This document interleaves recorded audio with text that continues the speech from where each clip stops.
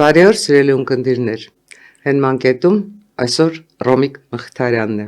Ես նրան ներկայացնում եմ կարճ, որովհետև երբ ասում ենք Ռոմիկ Մխիթարյան, ավելացնելու ոչինչ չի մնում, իր փոխարեն խոսում է իր կենսագրությունը։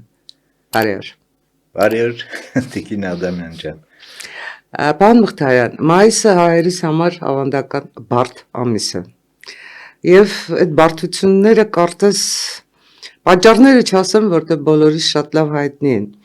Ու այդ մայիսը ապրելը, մայիսը ինչպես հիմա վերապրել, խրվել անցյալի մեջ, թե այնուամենայնիվ հաշվի առնելով անցյալի բոլոր հաղթանակները, անցյալի բոլոր պարտությունները գնալ առաջ։ Իհարկե առաջ գնալն է ճիշտը։ Իհարկե առաջ գնալը։ Հա, մեր համար դժվար է, վերջի վերջո այդ հաղթանակները, մայիսյան եռատոնը, այդ մեր հաղթանակներն էր։ Իհարկե դժվար է հաշտվել այդ կորուստների հետ, բայց դրա հետ մեկտեղ էլ մենք հիմա ամեն ինչ պետք է անենք, որպեսզի նախ մեր պետությունը ոտի հանենք,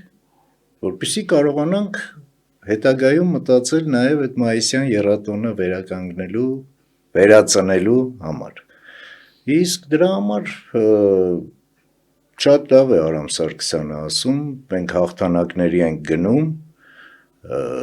մեր ամբողջ ծրագիրը կազմված է հենց, հիմնված է հենց դրա վրա, որ մեր հաղթանակները տնտեսական հաղթանակներ են։ Եվ հենց տնտեսական մեր առաջարկած ծրագրով մենք կարող ենք գալ, հասնել նրան, որ մեր բոլոր հաղթանակները վերականգնվեն և ամրապնդվեն։ Որովհետև ոնց ուզում եք վերցրեք, կռվում են զինվորները, բայց հաղթում կամ պարտվում են պետությունները։ Իսկ պետությունների հաղթանակի, թե պարտության հիմքում այդ պետության տնտեսությունն է, տնտեսական ներուժը, ժողովրդագրական պատկերը, բանակի նախընտրած մարտավարությունը։ Եվ այո, ես կարծում եմ, որ ուզում եմ շարունակել ձեր միտքը, ես կարծում եմ, որ մայիսը վերականգնելու է իր նախկին ամբողջ ուժը բոլորիս համար, որտեղ մենք այնուամենայնիվ մնացել ենք ուժեղ,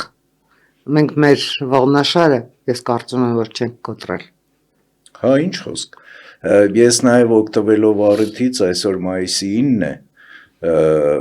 ուզում եմ նաև շնորհավորել այն փոքրաթիվ մնացած մեր հայրենական պատերազմի վետերաններին իրենց տարած հաղթանակների օրվա համար, հայրենական մեծ պատերազմի հաղթանակի, մենք իրանց փայփայում ենք, ցավոք սրտի, կամաց պակասում են, շատ քիչ են մնացել, թող Աստված իրանց առողջություն տա, և մենք իրենց օրինակով ենք մենք հետագա մեր հաղթանակները կերտել, մեր հաղթանակները ունեցել, փառք ու պատիվ իրենց նաև։ Հանրապետություն կուսակցությունը արդեն սկսել է քարոզարշավը, ձեր գլխարկը նաև դա է վկայում։ Այո։ Ձեր կարծիքով հանրապետությունը ինչ գլխավոր միտք պետք է հասցնի իր ընտրողին, որը պետք է լինի այն առանցքը, որի շուրջ համախմբվելով մարդիկ գան ու ձայն տան հենց հանրապետությանը։ Հենց հանրապետություն կուսակցության ծրագիրը, որը որ ոչ ուտոպիա է, ոչ բան է, ռեալ ծրագիր է։ Ռեալ և ամբիցիոզ։ Այո, ամբիցիոզ է, այո, միանշանակ, դե մենք տենցն ենք, բայց ինքը ռեալ ծրագիր է, ինքը կոնկրետ քայլեր է առաջարկում, ոնց մենք կարող ենք շատ արագ մեր տնտեսությունը ոտքի հանել, ինչպես կարող ենք լուրջ բյուջե ունենալ, որպեսզի կարողանանք և մեր բանակը ոտքի հանենք այն մակարդակի, ինչը որ պահանջում է ժամանակակից պետության համար, իհարկե տնտեսությունը ոտքի հանենք, իհարկե ունենանք հանք արդյունաբերությունով սկսենք և հասնենք այն բոլոր այն կետերին, այսինքն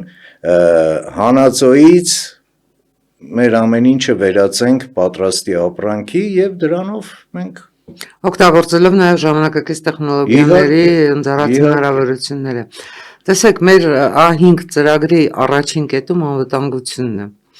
Եվ դա թերևս արտահայտում է նաև պետության նկատմամբ մեր վերաբերմունքը, պետության ու ժողովրդի նկատմամբ մեր վերաբերմունքը։ Ինչու ենք մենք անվտանգությունը դրել առաջին կետում,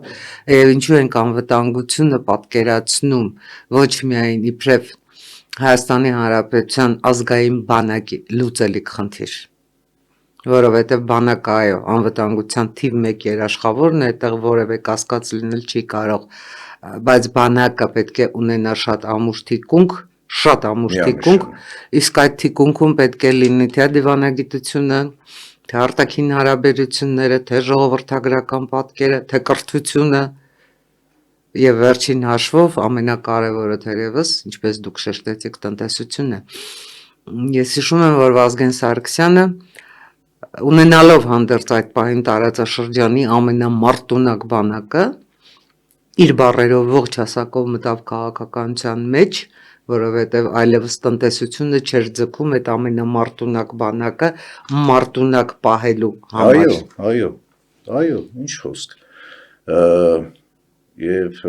շատ մեծ դժվարությամբ ինքը գնաց դրան, մենք դա հիշում ենք, որտեվ իրոք ու ինքը երազում էր, որ վերադառնալ պաշտպանության նախարարություն, որտեվ դա էր իր ստեղծածը, իր զավակը, իր ամեն ինչը, բայց դրա հետ մեկտեղ էլ ինքը գնաց այդ քայլին, որտեվ շատ լավ հասկացավ, որ առանց տնտեսությունը ոտքի հանելու անհնարին է մարտունակ բանակ պահելը, շատ դժվար է։ Եվ մենք այս վերջի տարիներին մենք համոզվեցինք դրանում, մեր բանակի ոգին էլի են ամենաբարձր մակարդակին էր, դա այդտեղ ոչինչ չէր փոխվել, բայց սպառազինությունը եւ այլն, զինամթերքը վերջի վերջո։ Թերևս ամենակարևորը, որ մենք եթե հետահայացենք նետում 2020-ի պատերազմին, մենք սխալ մարտավարություն ունեինք, որովհետև բաց էր մեր օդը։ Հա, միանշանակ։ Մենք մեր օդը վստահել էինք մեր աշխարհում հայտնի ամենահավատարիմ դաշնակցին, որը իր բոլոր դաշնակիցներին այսպես հերթով լքելով Եվ դրանից հետո էլ, նայեք, բայ էտա խնդիրը, մենք պիտի ունենանք ժամանակակից հոբ համակարգ, մենք պիտի ունենանք ժամանակակից այդ դրոններից սկսած ամեն ինչով, եւ դրոն ոչ միայն օդում, այլ ցամաքի վրա, ջրում, ամենտեղ։ Բայց նաեւ զինամթերքը, որը եթե Աստված մի առասցե էլի պատերազմ լինի, մենք պիտի ապահովված լինենք, որտեղ նույն 22 թվականին ես պատմել եմ այդ դեպքը իշխանասարի, երբ որ մեր հրետանին հոյակապ աշխատում էր եւ մեր հրետանու աշխատանքի շնորհիվ հակառակորդը խնդրեց դադարեցնել գործողությունները, բայց երբ որ այդ գործողությունները դադարեցվեցին, ես իջա հրետանու պետի մոտ սուրճ խմելու եւ հրետանու պետը ինձ ասեց մեռնելուց բրծանք։ Ասում եմ ո՞նց, խոցում էր սենց հաթ բլինդաժների մեջ էր մտցնում հակառակորդեցնել, ասես 4 սատ էր մնացել։ Էս է ամբողջ բանը, էլի, որ մենք լավ, էլի պատերազմենք, եթե հարկ լինի, բայց այս տնտեսությունով մենք 10 օր կարող ենք պատերազմել, լավ մի ամիս պատերազմել։ Վստահաբար մեզ պետք է ոչ միայն տեղական ռազմաարդյունաբերությունը բարձրացնել բոլորովին այլ որակի, այլև մեզ պետք է բանակի մարտարվեստը փոխել 6-րդ սերնդի, արդեն 6-րդ սերնդի պատերազմներ վարելու ունակությամբ, որովհետև համենայն դեպս բոլոր այն բանակները, որոնք հիմա հաղթում են, բոլոր այդ բանակները այլևս փոխել են իրենց մարտարվեստը։ Թերևս 21-րդ դարի առաջին քառորդին պետք է արձանագրենք, որ միայն աշխարհում մեկ պետություն կա, որ շարունակում է պատերազմներ վարել, ինչպես վարել է 20-րդ դարի կեսերին եւ շարունակում է մնալ 20-րդ դարի կեսերին իր հաղթանակի տպավորության տակ ու անverջ վերադառնում է 20-րդ դարի խրամատներ։ Մենք այդ խրամատներում ոչինչ չունենք անելու։ Մենք վաղուց պետք է այդ խրամատներից դուրս գանք եւ մեր բանակը եթե մենք ուզում ենք տարածաշրջանում ուժերի հավասարակշռությունը վերականգնել, ոչ միայն տնտեսությամբ, այլև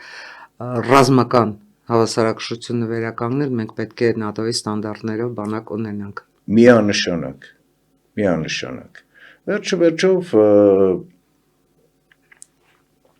արդեն որերորդ ապրիլյանից սկսած մինչև այս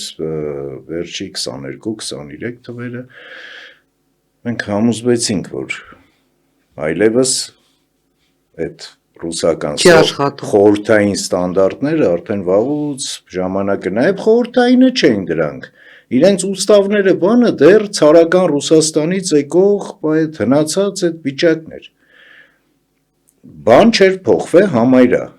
կոչումներն էր փոխվել, ձևերն էր փոխվել, բայց այն հիմնական ամեն ինչը այդ մնացել էր այդ ցարական Ռուսաստանի, մնում էր մենակ այսպես շտիկերով գնալ ու իրանք կոկորդներով, գլխարկներով, սրիններով։ Դա աբսուրդ է։ Ցավոք սրտի մեր հակառակորդը հասցրել էր այս տարիների ընթացքում թե սպառազինության առումով, թե մարտավարության առումով համապատասխանել ՆԱՏՕ-ական ստանդարտներին։ Դերս են պատճառով նրա դաշնակիցը Թուրքիան էր։ Այո։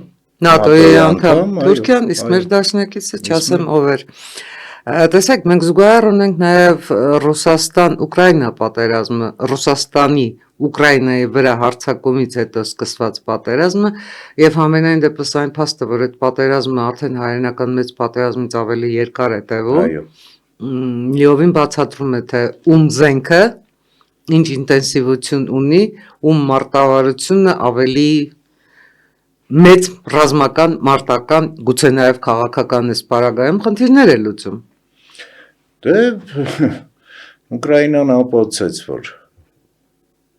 այդ չափանիշները, այդ ստանդարտներով առաջնորդվելով իրենք կարողանում են բոլոր խնդիրները լուծել։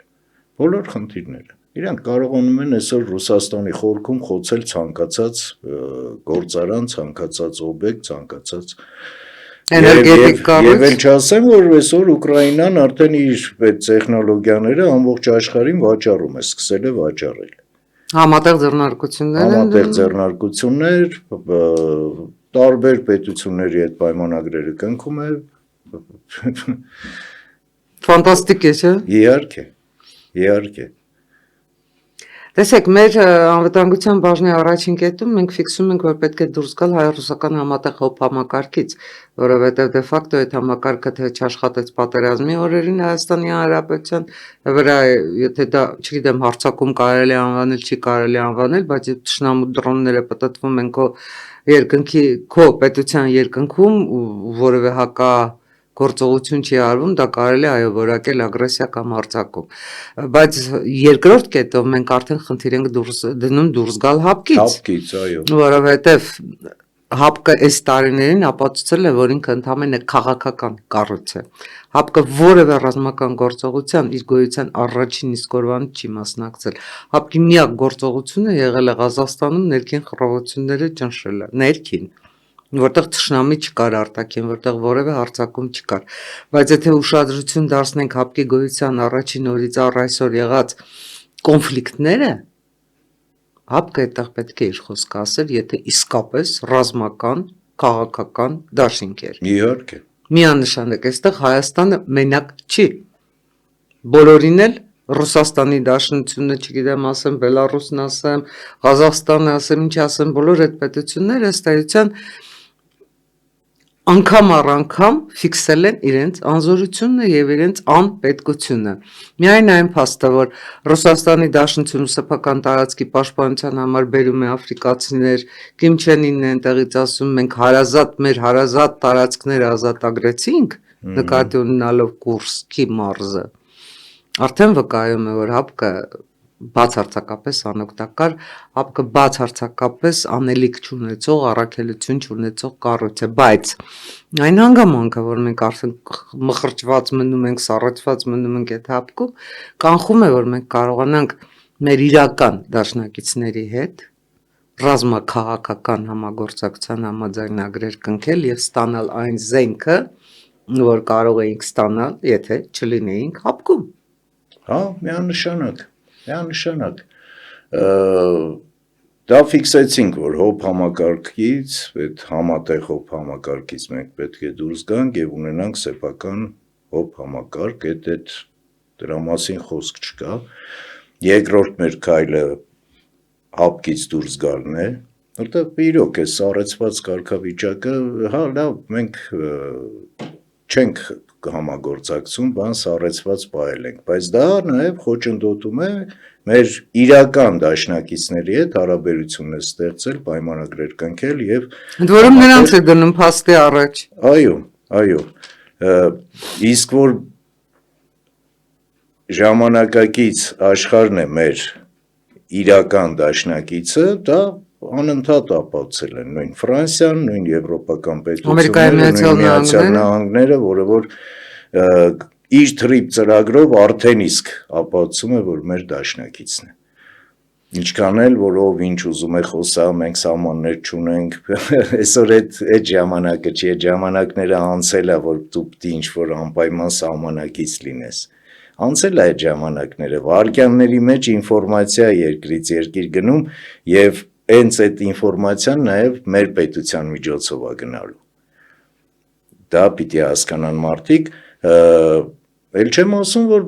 իրոք համակարգից, հապկից մեր դուրս գալու իսկ հաջորդ օրը ես համոզված եմ, որ նայեք, եթե սպառազինության առումով այսօր Ֆրանսիան մեզ նույնիսկ այս իրավիճակում անգամ ՆԱՏՕ-ի անդամ երկիր լինելով, այո, ՆԱՏՕ-ի անդամ երկիր լինելով մատակարարում է մեզ ժամանակակից սպառազինությամբ, ապա ինչեր կտա, ինչով կօգնի, որ մենք այստեղ հիմնենք մեր ռազմաարդյունաբերությունը, հիմքերը դնենք, այն ինչ-որ սպարապետը դնում էր հիմքերը։ Այն ինչ-որ դրեց։ Տեսեք, մեր անվտանգության, A5-ի անվտանգության ծրագրի ըստիս ամենակարևոր հատվածը նաև կիբեռանվտանգությունն է։ Ստեղծել այնպիսի կառույց, որը ապահովի բանակը կիբեռհարձակումներից։ Այո։ Եվ եթե մենք իսկապես գնում ենք անօդաչու թռչող սարքերի, եթե գնում ենք ռոբոտացված մեր ժողովրդագրական պատկերից ելնելով, եթե գնում ենք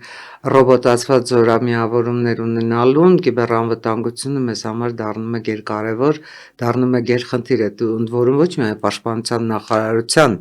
ասենք հանուն պաշտպանության նախարարության անվտանգության այս պարագայում նույնքան պետական մյուս կառույցների վրա հարձակումները կան։ Մենք հենց հիմա մենք ենթարկվում ենք հարձակումների, կիբեռհարձակումների, Այն էլ ինչ կիբեռհարձակումների, նենց որ այելի մեր դաշնակից, մեր իրական դաշնակիցները մեզ ձեռք են մեկնել, որպեսզի կարողանան մեզ օգնեն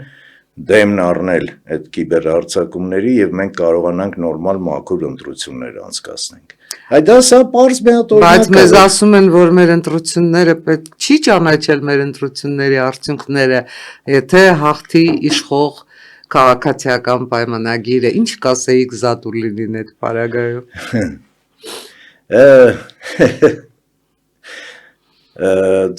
Ցավոք սրտի իրենք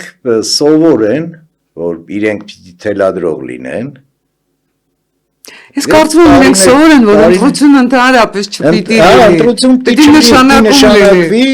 եւ չեն կարողանում համակերպվել այդ մտքի հետ, որ Հայաստանը 18 թվականից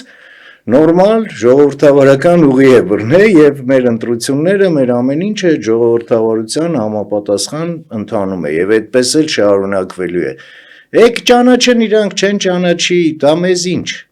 կամ աշխարհին ինչ։ Աշխարհը իրանց չի ճանաչում արդեն։ Իրանք Չ կլասի արդեն պետություն են դառել։ Ճանաչեն, չճանաչեն, այդ իրանց խնդիրն է։ Մնացած ամբողջ աշխարհը ճանաչելու է, ես համոզված եմ։ Որտեվ այնուամենայնիվ այս ամեն հակակոռուպցիոն կոմիտեի համարյա թե արդեն ամենօրյա ռեժիմով բացահայտումները վկայում են, թե Ռուսաստանը իրականում ինչ հարձակում է սկսել Հայաստանի Հանրապետության դեմ, ինչ խնդիր է դրել լուծելու։ Մեր լուրջ պատերազմը, հիբրիդային պատերազմը գնում Հայաստանի Հանրապետության դեմ, Հայաստանի Հանրապետության ժողովրդի դեմ, մեր ժողովրդավարության դեմ։ Եվ մենք այս պատերազմը մեր մենք կարևորագույն գործընկերների հետ միասին պիտի կարողանանք հաղթենք, այս պիտի հաղթենք, որ հետո այն մնացածը հաղթենք։ Գիտեք, ես չգիտեմ ինչի երևի թե նաև այս սկսված քարոզարշավն է այդ մտահոգությունները ավելի վերածել արդեն անհանգստության։ Մենք այնքան ինֆորմացիա ենք լցնում ընտրողի վրա ամենօրյա ռեժիմով։ Մենք ասելով այս պարագայում ես Հանրապետություն կուսակցությունը նկատի չունեմ, ես նկատի ունեմ բոլոր մյուս կուսակցությունները համատեղ այնքան հակասական, այնքան իրարամերժ ինֆորմացիա եւ որքան էլ որ տարօրինակ է բոլոր այն կուսակցությունները, որոնք գտնվում են ռուսական ճամբարում, կարծում եմ այդ ձևակերպումը իմը չի, այդ ձևակերպումը վաղուց հայտնի է։ Այդ Կրեմլի բոլոր վկաները, չգիտես ինչի այնքան բարձր են խոսում ինքնիշխանությունից։ Հայաստանը չպետք է դառնա, չգիտեմ, թուրքական վիլայետ։ Հայաստանը պետք է լինի ինքնիշխան երկիր։ Հայաստանը պետք է ունենա եսիմինչ բանակ։ Հայաստանը պետք է արժանապատիվ խաղաղության հասնի։ Հայաստանը պետք է ունենա ով զարմանք։ Գիտեք, ինձ համար ուղղակի աբսուրդների թերևս աբսուրդն է, երբ Ռոբերտ Քոչարյանը խոսում է տնտեսության զարգացումից։ Եվ Ռոբերտ Քոչարյանը հայտարարում է, որ ինքը բացել է այդ աթոռից չընկնեք Նայիրիտը։ Այն պարագայում, երբ ինքը այդ Նայիրիտը փակել է դե ֆակտո, ոչ թե բացել է։ Այո։ Վազգեն Սարգսյանի ընդունած քաղաքական որոշումից հետո Նայիրիտը վերագործարկել է Արամ Սարգսյանը, կարճ ժամանակ Արամ Սարգսյանի պաշտոնանկությունից հետո փակել է Ռոբերտ Քոչարյանը։ Հիմա Ռոբերտ Քոչարյանը այնպիսի թվարկումներ է անում, թե ինքը ոնց է տնտեսություն զարգացրել։ Ես ուղղակի ապշում եմ, լավ, որն է Ռոբերտ Քոչարյանի կամ Սամվել Կարապետյանի, այդ դաշտում գործող կուսակցությունների նման հայտարարությունների հիմքը համաժողովրդական ամնեզիային են ապավինում։ Լավ, 2000-ականներից հետո ասենք ծնվածները կարող են ինչ-որ բաներ չիմանալ, չհիշել, երեխա են եղել այս կողմ, այն կողմ, բայց մենք կանք, չէ, մեր սերունդը դեռ կա։ Իհարկե։ Ինչպես կարող ենք, ասենք, մենք մոռանալ այդ ամեն ինչը կամ հերքել այդ ամեն ինչը։ Եվ մեր կարևոր առաքելությունն է այդ նոր սերնդին, երիտասարդ սերնդին, որոնք չեն տեսել Ռոբերտ Քոչարյանի կառավարման տարիները, հասցնել այդ սերնդին իրական պատկերը։ Ռոբերտ Քոչարյանը իրոք երեք որ նայում է իր ֆիլմը, որ նայում ես, ինքը այնտեղ կապրել հրեշտակն է։ Ուզում ես գնաս իրեն ձայն տաս այնքան անմեղ կերպարանքով է ներկայանում։ Մենք գիտենք հոկտեմբերի 27, մենք գիտենք մարտի 1, մենք գիտենք ապրիլի 12, Հյուսիսային պողոտայի շինարարություն, մարդկանց վտարել է եւ առ այսօր այդ մարդկանց անտուն թողնելը ու բազմաթիվ տենց բաներ մենք գիտենք։ Այս բոլոր այդ ուժերի ամենակարևոր խոսքն է, որ Հայաստանը ունի միակ դաշնակիցը դա Ռուսաստանն է։ Սա է ամբողջ իրանց ասացի ամբողջ հիմքում դա է եւ դրանով իրանք ցույց են տալի որտեղից են ուղղորդվում, ով է ուղղորդում, ով է ստիպում եւ նրա համար որ պարս մի բան կա, Ռուսաստանը կորցնում է այս տարածաշրջանը, որտեվ Հայաստանը կորցնելով արդեն ինքը էլ անելիք չունի այստեղ։ Մենք ասում ենք, եղբայր, դու չես կատարել քո պարտականությունները։ Դու հիմա ասում ես, որ մեղավորը մենք ենք ինչ-որ բան խախտել, ինչքան հնարավոր է դու ես խախտել եւ սա առաջի դեպքերը չի սա։ Ինչ հնարավոր էր խախտել, խախտել ես։ Դու ես դրա այդ ամեն ինչի մեղավորը։ Մենք հիմա գտնում ենք, որ բայ մեր իրական բարեկամները մեզ ձեռք են մեկնել։ Մեր իրական բարեկամները ռեալ հողի վրա մեզ օգնում են, որպեսզի մենք օրեցօր մեր ինքնիշխանությունը, մեր պետականությունը ոտքի անենք, կանգնեցնենք, դարձնենք այն ինչ որ մենք ցանկանում ենք, այն ինչ որ մեր ծրագրերով կա, այն ինչ որ մենք մեր ժողովրդավար պետություն, սենց ասեմ։ Եվ այս բոլոր ուժերը, այն որ հիմա իրար են հարվածում, իրար հետևից բաներ են խոսում, բանը այդ հասկանալի է ինչ են անում, Գյումրի 2-ի տարբերակ դա արդեն վարված ծրագիր էլ չի աշխատելու։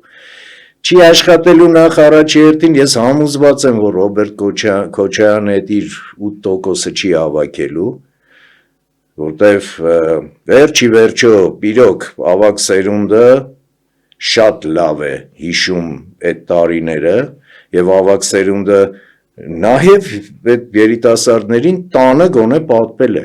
կամ հիմա էլ պատմում է ինչ է եղել, ոնց է եղել, ինչքան ուզում է փորձեն փողով խնդիր լուծեն, ինչքան փորձեն կաշառեն բան, այդ ավագ սերնդի շնորհիվ Ռոբերտ Քոչարյանը չի ստանալու իր 8%-ը։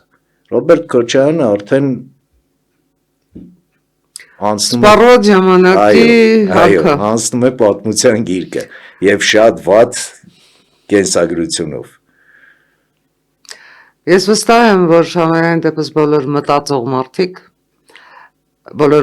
որ ինչպես Վազգեն Սարգսյանն էր ասում, գիտեն սրտով մտածել, դա շատ բարդ է երևի թե։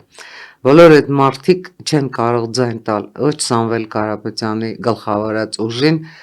որը իր ստեղծման իբրև շարժում, հետո գրանցվեց իբրև կուսակցություն, հիմա նույնիսկ եթե Արթուկը միացնում ես, ինչ որ մեկը ասում է, որ Սամվել Կարապետյանը մեկ ամսից վարչապետ է դառնալու, այդ ինտենսիվ քարոզչությամբ ոչինչի չեն հասնելու, որտեղ իսկապես մենք այլևս եկվորներին ու անցվորներին թողնելու հայրենիք չունենք։ Այո, մենք էլ հետնահանջի տեղ չունենք։ Չունենք այդ հետնահանջի տեղ։ Ուղղակի մենք պիտի ավելի մի քիչ կոշտ քայլեր անեինք։ Դա պիտի անեինք հենց 18 թվականի հեղափոխությունից հետո այդ կոշտ քայլերը։ Դες իմ սուբյեկտիվ կարծիքն է, բայց ամեն դեպքում ինչքան էլ մենք ժողովրդավար ճանապարհով ենք գնում, մի հատ այդ կոշտ քայլերը պիտի անենք, հետո հանգիստ գնայինք ժողովրդավար ճանապարհով։ Սա այդ չանելու հետևանքն է, սա այդ մի քիչ բացթողի վիճակի հետևանքն է, կամ այդքան էլ մի քիչ չէ։ Միանշանակ է։ Բայց դե սա լուրջ կռիվ է, ու այս կռիվը մենք պիտի հաղթենք։ Միանշանակ է, թե քաղաքացիական պայմանագիրը, թե տնտեսական հեղափոխության մասով, թե դատական համակարգի վեթինգի, թե բոլոր մյուս բարեփոխումները իսկապես կարողանար իրականացնել եւ կարողանար իր խոստումները կատարել այն մասով, որ նախկինները պետք է վերադարձնեն այն ամեն ինչը, ինչ հասցրել են կողոպտել, դա կնշանակեր, որ ոչ Ռոբերտ Քոչարյանը, ոչ Սերժ Սարգսյանը, ոչ մյուսները այնքան նյութական հնարավորություններ չէին ունենա քաղաքականության մեջ մնալու համար։ Նրանք հիմա քաղաքականության մեջ մնում են ոչ միայն Հայաստանի Հանրապետությունը Ռուսաստանի վասալը դարձնելու, նրանք ունեն նաև անձնական խնդիր։ Իրենց ունեցվածքը պահպանելն ու բազմապատկելը էլի պետության ու էլի ժողովրդի հաշվին։ Այդ է կռիվը Ռուսաստանն է դրանից օգտվում է։ Սամվել Կարապետյանի դեպքում մի ձևի, մենք հասկանում ենք այդ փողերը ումն է։ Իրենց ձևով։ Քոչյանինը մի ձևի, եւ ամեն մեկինը տենց ինչ որ ձև գտել են կամպրամատներից սկսած, եսի ինչից վերջացրած։ Նաև բաց թողում էր, որ այս տարիների ընթացքում այս վերջի ազգային ժողովի այս վերջի 5 տարիներում չկարողացան ընտրական օրենսգրքում փոփոխություններ անեն, որպեսզի այդ նման կուսակցությունները ընդհանրապես չգրանցվեին էլ։ Թե կենտրոնական ընտրական հանձնաժողովի իրավասությունները պետք էր ընդլայնել, թե վարձով տրվող գնվող վաճառվող կուսակցությունների հնարավորությունները պետք էր կանխել, թե պետք էր արգելել նախընտրական դաշինքները, որովհետև անելիքներ մեծամասնությունն էլ իրենք էին շատ հանգիստ կարող էին այդ փոփոխությունները անել եւ այսօր մենք շատ հանգիստ գնայինք նորմալ ժողովրդավարական ընտրությունների, ոչ թե ընկնենք ցնցումների մեջ, ոչ թե մտածենք, որ վայ, հեսա Արևանի դուրը ծեծեցին, փող են բերե տալի, որ մենք էլ մի հատ դրա դեմը կանխենք, մենք կանխենք։ Դա չի լինի։ Եվ վստահաբար հանրապետությունը խորհրդարան մտնելու հաջորդ իսկ օրվանից բոլոր այդ բարեփոխումները թե իրահինգ ծրագրում ներառված, թե նաև այս պետական կառավարման կատարելագործման նպատակով, որի մասին մենք բնականաբար չհասցրեցինք խոսել, որտեղ մեր A5-ը իսկապես դարակազմիկ ծրագիր է, ոչ միայն ամբիցիոզ, մենք դա անելու ենք։ Ես համոզված եմ, որ մենք դա անելու ենք։ Ես համոզված եմ, որ անպայման մենք կուսակցական թիմերի առումով քիչ ենք հիմա այս մեր դաշտում, այսինքն նրանք, ովքեր որ այդ ռուսական բանում են, թվում է, թե իրանք շատ են, իրանք այսենց ագրեսիվ ինչ-որ կեցվածքներով բան, իրանք պարտվելու են, մենք հաղթելու ենք, կոնկրետ հանրապետություն կուսակցությունը լինելու է ազգային ժողովում և ոչ թե 4%-ն է հաղթահարելու, ես համոզված եմ, որ 10-ից ավել տոկոս է հաղթահարելու, որտեղ մենք դրել ենք այդ նպատակը, որ կրկնենք կամ կրկնապատկենք մեր քաղաքի ընտրությունների, այո, Երևան քաղաքի ընտրությունների ցուցանիշը։ Եվ դա ռեալ է, որտեղ մենք ուղիղ որ շփվում ենք ժողովրդի հետ, Արամ Սարգսյանը այսօր մենք այդ քարոզարշավի ժամանակ ես գնալով համոզվում եմ, որ ուղիղ երբ որ Արամին լսում են, այդ խնդիր չկա այդտեղ։ Շնորհակալ եմ։ Անցնենք բլիցին։ Անցնենք։ Չէ, բայց ես չեմ կարող այնուամենայնիվ այսպես բլիցին անցնել ձեզ այս հարցը չտալով։ Դուք հիմա արձակուրդում եք, բայց Մալաթիա Սեբաստիա վարչական շրջանը մնում է ձեր, ինչ ասեմ, սրտի Երևանը երևի թե։ Ոնց եք կտրվել հիմա Մալաթիա Սեբաստիայից, պարբերաբար վերադառնում եք, թե ոնց։ Շատ դժվար էր, պատկերացրեք էներին վերջի օրը աշխատանքային, ամսի 7-ին, շատ ծանր էի տանում, չգիտեմ ինչ-որ ոնց որ նենց մի հատ դիսկամֆորտի մեջ էի, միանշանակ, ես հիմա արդեն որպես թեկնածու օրվա առաջի կեսը այս մեր մեծ քարոզարշավի մեջ եմ, հետո վերադառնում եմ Մալաթիա Սեբաստիա և այնտեղ իրագործում եմ մեր փոքր քարոզարշավը, նախապատրաստելով Արամ Սարգսյանի մուտքը Մալաթիա Սեբաստիա վարչական շրջան։ Ես կարծում եմ, որ դա շատ լավ մուտք կլինի, բայց երեք ինչ եմ ուզում այնուամենայնիվ հարցնել, տեսեք, արդեն 3 տարի, ոչ լրիվ 3 տարի, որովհետև ընտրությունները սեպտեմբերի 17-ին էին, բայց արդեն 3 տարի Հանրապետություն կուսակցությունը Երևանում իշխանություն է։ Ես չեմ ընդունում այն բաժանումը, որ ասում են կա իշխանություն, կա ընդդիմություն, չկա։ Որևէ օրենսդիր մարմնում իշխանություն և ընդդիմություն չի լինում։ Լինում է մեծամասնություն և լինում է փոքրամասնություն։ Փոքրամասնությունն էլ է իշխանություն։ Այս պարագայում մենք իշխանություն ենք։ Ես ուզում եմ հասկանալ կոնկրետ Մալաթիա Սեբաստիայում մեր իշխանություն լինելը ինչ արտահայտություններ է ստացել, ինչ ենք արել։ Բավականին աշխատանքներ ենք արել։ Ամենակարևորը, որ այն մարդկային նորմալ ջերմ հարաբերություններ ենք ստեղծել, այդ մթնոլորտն ենք ստեղծել քաղաքացի իշխանություն հարաբերությունների մեջ, այսինքն ցանկացած Մալաթիա Սեբաստիա վարչական շրջանի բնակիչ անմիջական կապ է ունեցել վարչական շրջանի ղեկավարի հետ, ցանկացած ժամի 24/7 ռեժիմով ինձ գիշերները զանգահարել են, գրել են, ես յուրաքանչյուրին պատասխանել եմ և աշխատել եմ հնարավորինս լուծել խնդիրները։ Եվ այդ ջերմ վերաբերմունքը նաև համացանցում երևում մարդկանց մոտեցումները, մարդկանց հայացքները, տեսակետները, որ դա սիրում են ինձ։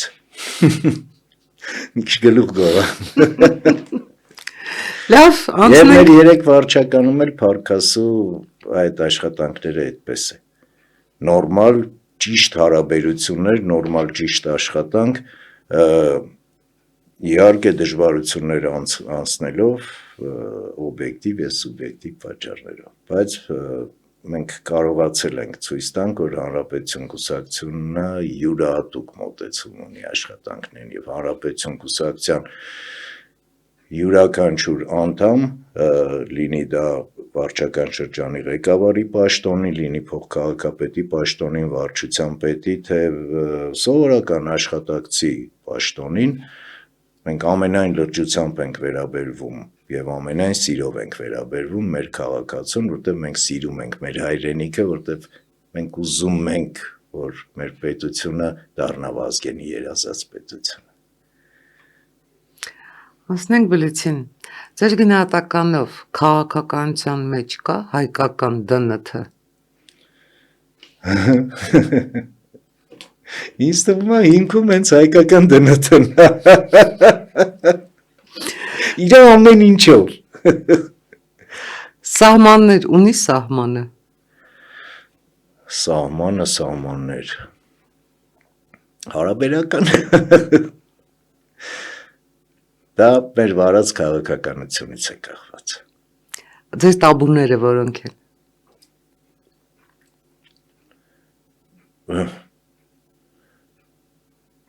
Սեր արիր հայրենիք, անկեղծություն և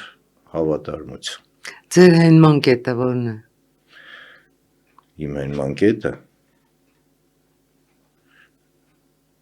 էլի սեր առ հայրենիք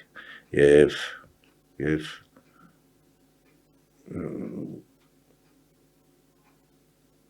սեր առ ընտանիք և սեր առ Վազգեն։ Վազգենը ասում էր մտածեք ես երկրի մասին։ Ինչ մտածեցինք։ Եթե վերցնում ենք ազգովի մասին շատ թերի մտածեցինք։ Որտև այս տարիների ընթացքում մենք ազգովի և վաճառվեցինք, և գաղթեցինք, և ծախեցինք, բայց մտածողները մտածում են, Հանրապետություն կուսակցությունը ամեն դեպքում հենց Վազգենի ասած մտածելակերպով է շարժվում։ Մեր օրերում կան են մահապարտները, որոնք Վազգենի կոչով պատերազմի իրավիճակ փոխեցին։ Այո։ Նրանք մեր շարքերում են։ Ձեր արդինդ։